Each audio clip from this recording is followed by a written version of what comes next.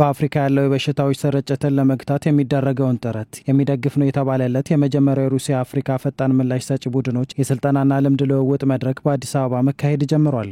የ15 የአፍሪካ ሀገራት የሕክምና ባለሙያዎች የሚሳተፉበት መድረክ ዛሬን ጨምሮ ለ3 ያህል ቀናት ይካሄዳል። መድረኩ ወረርሽኝ ሲከሰት በፍጥነት እንዴት መለየትና መከላከል እንደሚቻል ለከፍተኛ ባለሙያዎች የልምድ ልውውጥና የተግባር ልምምድ የሚደረግበት እንደሆነ የጤና ሚኒስቴር ይገልጻል። ለዚህ የሚሆኑ ስልጠናዎች ለኢትዮጵያ ብቻ ሳይሆን በዚሁ ለአፍሪካ ሀገሮችም ለ15 አፍሪካ ሀገሮችም ስልጠና ይካሄዳል በእነዚህ ቀናት ማለት ነው። እንደዚህ አይነቶቹ ስልጠናዎች እንደምናቀው በሽታዎች ቦርደር የላቸውም፣ ድንበር ይዘላሉ። ድንበር በሚዘሉበት ጊዜ በድንበር መካከል የሚኖረንን የእርስ በርስ ግንኙነት ያጠናክርልናል።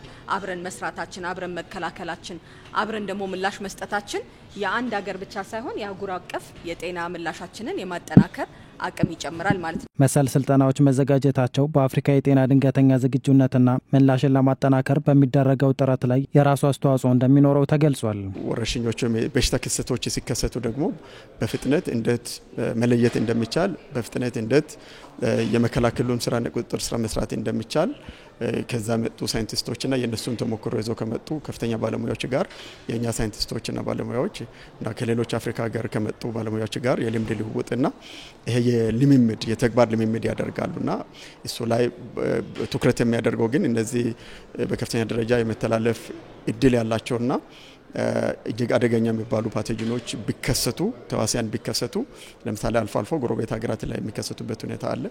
እነዚህ ሲከሰቱ ሲጠረጠሩ እንደ ቶሎ ምላሽ መስጠት እንደሚቻል የሚያግዝ የተግባር ልምምድና ስልጠና ነው።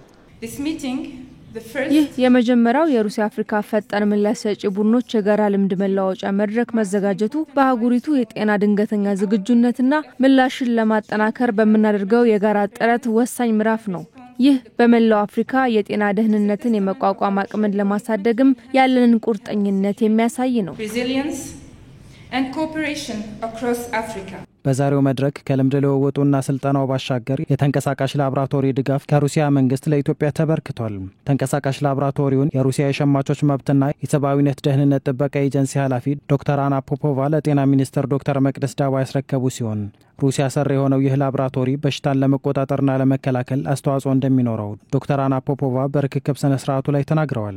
ተንቀሳቃሽ ላብራቶሪው የኢትዮጵያን የጤና ስርዓት በማጠናከር በተለይም ተላላፊ በሽታዎችን የመቋቋም አቅምን በማጎልበት በኩል ጉልህ ሚና እንደሚኖረው ተጠቁሟል። የላብራቶሪ ሞባይል ላብራቶሪዎችን ለአገራችን በስጦታ መልክ ሰጥተዋል ማለት ነው። እነዚህ ሞባይል ላብራቶሪዎች እንግዲህ በተለያዩ የአፍሪካ ሀገሮች ውስጥ እንደሚታየው አንዳንድ ወረርሽኞች በሚከሰቱበት ጊዜ ላብራቶሪው ወደ ህዝቡ መጠጋት የሚችልበትን አቅም መጨመር ነው ማለት ነው። ተንቀሳቃሽ ላብራቶሪው በአንድ ጊዜ 300 በሽታዎችን የመለየት አቅም እንዳለው የተገለጸ ሲሆን የመተላለፍ እድላቸው ከፍተኛ የሆኑ ተዋሲያንን ለመለየትና ለመመርመር የሚያስችል በመሆኑ ለጤናው ዘርፍ አገልግሎት ትልቅ ዋጋ የሚሰጥ ነው ተብሏል። ድንበር ዘለል የሆኑ የተለያዩ ተላላፊ በሽታዎችና የመተላለፍ እድላቸው ከፍተኛ የሆኑ እጅግ አደገኛ የሚባሉ ተዋሲያን አሉና የነዚህን ምርመራ እናካሄዳለን። ለዛ ትልቅ አቅም ይሆናል። ከዛ በተጨማሪ ተደራሽነቱን በተለይ ደግሞ እነዚህ ችግሮች በሽታዎች ሲከሰቱ ረጅም ጊዜ በማጓጓዝ ሂደት ውስጥ የተጠረጠሩ ናሙናዎች ሲመጡ ከሰው ወይንም ከላቦራቶሪ ወደ ሰው ወደ እንስሳት ወደ አካባቢ እንዳይሰራጩና ባሉበት ቦታ ቶሎ በፍጥነት በመድረስ ቶሎ ዲቴክት በማድረግ ወረርሽኞችም እንዳይሰፉ ለመቆጣጠርም ስለሚያገለግል በተለይ የእነዚህን በሽታዎች የመለየት አቅምን በጣም የሚጨምር ነው። ከስልጠናና ልምድ ልውውጡ ባሻገር በኢትዮጵያና በሩሲያ መንግስት በኩል በጤናው ዘርፍ በጋራ ለመስራት የሚያስችል ስምምነት ተፈርሟል። የመግባቢያ ስምምነቱ አደገኛ ተዋሲያንን ከመከላከልና ከመቆጣጠር አንጻር የሚሰሩ ስራዎችን በጋራ ለመስራት የሚያስችል መሆኑን ነው ዳይሬክተሩ የተናገሩት። አደገኛ ተዋሲያንን ከመከላከልና መቆጣጠር አንጻር የሚሰሩ የምርምር ስራዎች በጋራ የእውቀት ሽግግርና የተለያዩ ስራዎችን ለመስራት የሚያግዝ የመግባቢያ ስምምነት ነው የተደረገው። የኢትዮጵያና ሩሲያ የሁለትዮሽ ትብብር ከ100 ዓመታት በላይ ማስቆጠሩን የገለጹት የአርማወር ሃንሰን የምርምር ተቋም ዳይሬክተር ፕሮፌሰር አፈወርቅ ካሱ ሀገሪቱ በጤናውና በትምህርት ዘርፍ እያደረገች የምትገኘው ድጋፍ አሁንም ድረስ የቀጠለ መሆኑን ተናግረዋል።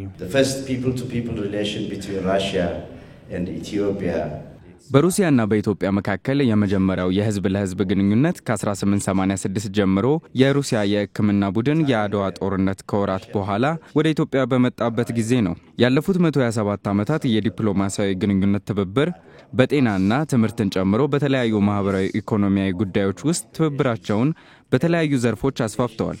በትምህርት ዘርፉ ትብብርም ከ23000 በላይ ኢትዮጵያውያን ተማሪዎች በከፍተኛ ትምህርት ዘርፍ ያለውን ትብብር ለማሳደግ በሩሲያ ዩኒቨርሲቲዎች በከፍተኛ ትምህርት ተከታትለዋል። Collaboration in the higher education sector